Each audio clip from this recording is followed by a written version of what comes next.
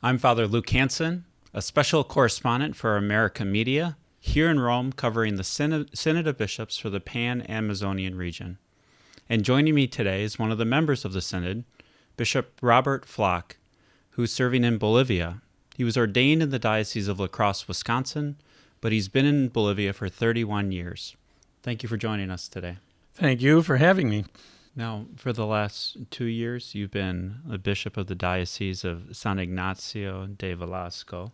What are some of the most important features of this diocese? First of all, the Diocese of San Ignacio de Velasco, named for St. Ignatius of Loyola, is huge territorially. It's almost 200,000 square kilometers, and we help out across our borders in the neighboring jurisdictions just because of the way the geography works. So my diocese is 16% larger than our home state of Wisconsin. Okay, now in the Synod, some of the Brazilian bishops have territories that are nearly twice that size. I was amazed to find that out. So I have a huge territory. Most of it is relatively rural. San Ignacio is the largest city with about 45,000 in the city itself. The municipality in Bolivia includes the rural areas around, so it comes to about a population of 80,000 in that area. The whole diocese is maybe 300,000. I have 25 parishes and 32 priests. I think there's 58 religious, of which 19 are contemplatives, St. Clare Sisters, which is a joy to have in the diocese. And, my diocese is the inheritance of the Jesuit missions, the reductions from that time. Would you say that the discussions that have been happening inside the Synod Hall and the major issues that have emerged reflect your local concerns within your own diocese? Well, partially. Certainly the whole concern about preserving the Amazon rainforest from destruction is shared by our region. And other areas have suffered a great deal more because they have martyrs. The leaders are criminalized and assassinated. All kinds of assassinations in Brazil, including, in some cases, pastoral agents, religious sisters, and so forth, because they stand with native peoples. And one of the major objectives of this synod is to call attention to this reality, to help to stop what is happening, and certainly we share that concern in our region. The dry spells that flame the fires are due to deforestation. And so a refusal to see the reality of this, a refusal to accept the science behind climate change, that's disastrous. And the problem is urgent because there's a tipping point. They say that if another 5% of the forest disappears, the whole thing is apt to turn into grasslands. And that will change weather patterns the world over. The Andean regions in Bolivia will not have the rainfall that they need. And of course, our own area has been affected by the dry spells. And so we share that concern very much. And of course, it affects the peoples. You can't separate attention to the native peoples from attention to the ecosystem of the rainforest. There's all kinds of peoples. And it's not people running around, in loincloths and feathers. Some of them use these things mostly for traditional means and so forth. Many of them are highly educated and so on and so forth. But they have a right to their lands, to their ancestral lands. And just like you can't leave little patches of forest and expect there to be jaguars running around. They need large areas. Well, the same thing. You can't leave little patches of the Amazon and expect it to continue to function as part of the global ecosystem. One of the major issues of the Synod has been reflecting on ministry in the church and how ministry can be made more effective for evangelization and the service of Catholic communities. Do you support the proposal that's been put forward about the ordination of married men to the priesthood? Well, I'm not opposed to it. I suspect it needs more study, and that's one of the things that's been said.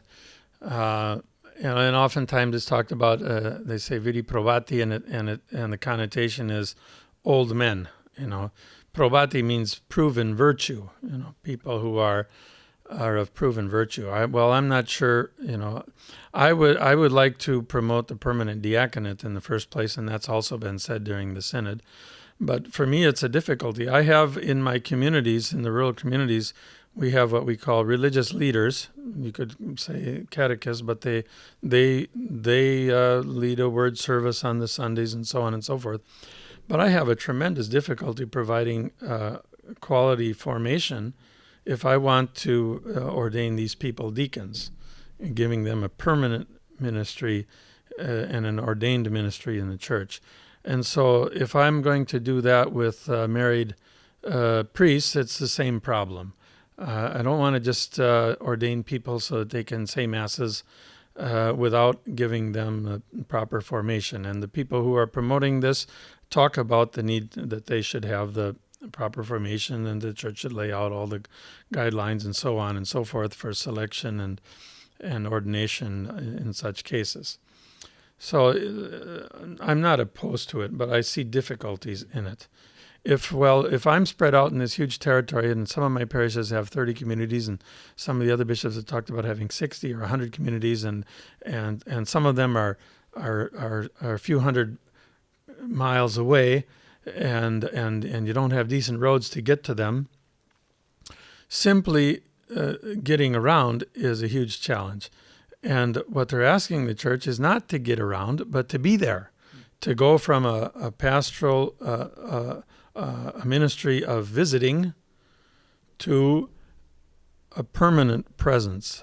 Well, that means we have to redefine what it means to be a church community.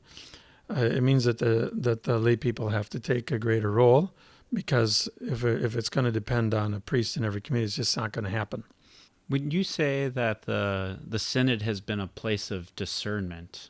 And what has your experience of that been so far? Certainly. The whole point of a synod is to discern. On the one hand, the word means to walk together. Well, in the church, even though the Pope has absolute power and I have it in my diocese, I can't exercise it if I don't get unity, if I don't have communion, if we don't get consensus.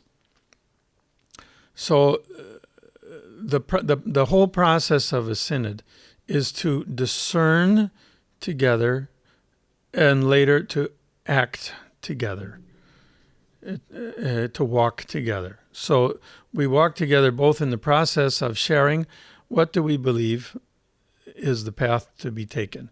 And we do that first and foremost by asking for the illumination and the gift and the help of the Holy Spirit.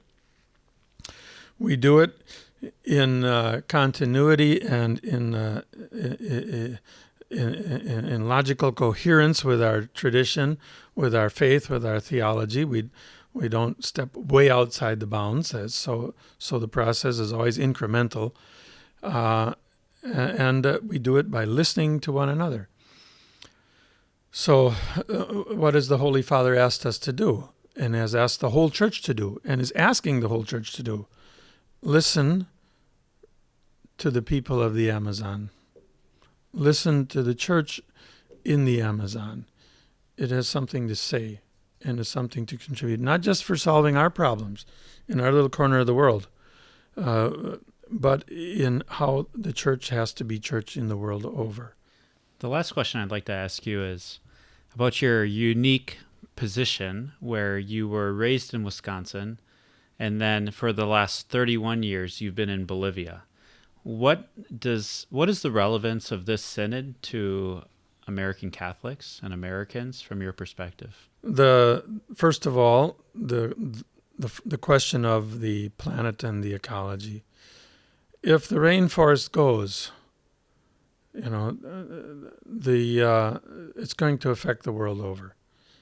So we can't be complacent or indifferent about this question.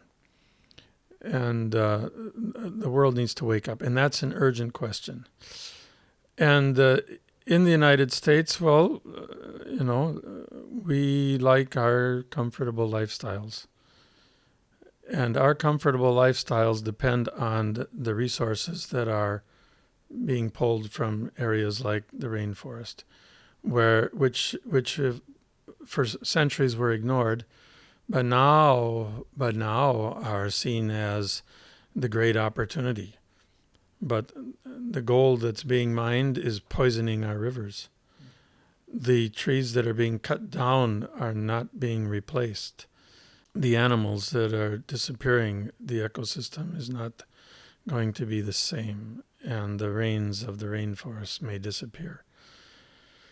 And that is because we have voracious appetites in the so-called developed world. And I say so-called because there are certain types of development which, if they turn us into greedy monsters, we don't see ourselves that way, but we are. Because we devour the resources from the rest of the world. Well, if the whole planet, all the peoples of the planet have the same comforts and lifestyle as we are happy to have in the United States, well, the planet simply can't sustain it. And say, oh yeah, well then let's make sure they don't have a lot of children in the poor countries. That's kind of like the answer back. Well, we can't take that kind of an attitude. We need to learn to live together, and we need to respect the equal dignities of all peoples. Creation belongs to God first and foremost, and God has given it to humanity, and we need to share it with one another, and to do so in a sensible and good and even loving way. And we can't do that if some nations are selfishly to live in luxury while Lazarus is at our doorstep. So ecological conversion means also lifestyle change, and we need that. And then from the point of view of the church, I know that a lot of people in the United States have a hard time understanding Pope Francis, because he comes from Latin America, and Latin America has a very different history. The Latin American church has something to offer to the rest of the world, and that's why the Holy Spirit chose Pope Francis, Jorge Bergoglio from Buenos Aires, as our Holy Father for this stretch that we're in at the present time, and what he's doing. His pastoral approach, his call for the church to become more missionary, to become more concerned with the issues of humanity, whether they're Catholic or not, to make sure that we're not just good at saying Mass, but good when we come out of Mass. That message needs to be part of our church in the States as well. And of course, there are lots of wonderful things happening in the church in the United States, but I think we need more exchange and more understanding of what's happening. So hopefully the Synod will also help the church grow in all parts of the world. Bishop Robert, thank you for being with us today. You're most welcome. It's been fun.